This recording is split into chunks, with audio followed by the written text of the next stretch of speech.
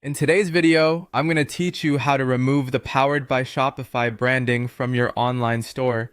If you run a Shopify store, you might be looking to create a more personalized and professional appearance. Removing the Shopify branding from your store's footer can help achieve that seamless look. So let's dive right in.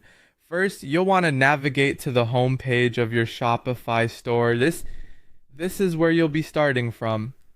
Once you're on your store's homepage, locate and click on the Online Store option on the left-hand side of your Shopify admin dashboard. This will take you to the section where you can manage everything related to how your store looks to customers. After clicking on Online Store, the next step is to select Themes. It's a straightforward option, and clicking on it will present you with all the themes currently installed on your store. If you have multiple themes, ensure you're working on the one that's actively being used for your live store. Once your theme page is open, you'll see an option labeled Customize for your live theme. Click on this button and it will open the theme editor. Within the theme editor, your initial task is to locate the section where the Powered by Shopify message is displayed. This is typically situated towards the bottom of the page, in the footer area.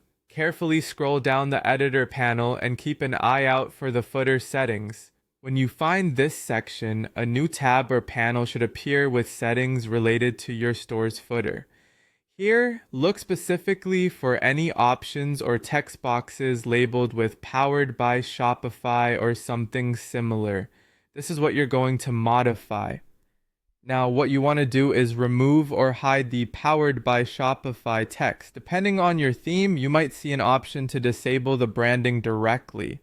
If that's the case, simply turn off this feature and you're done. For some themes, you might need to manually delete the text or set it to an empty value, ensuring there's nothing left that references Shopify's branding.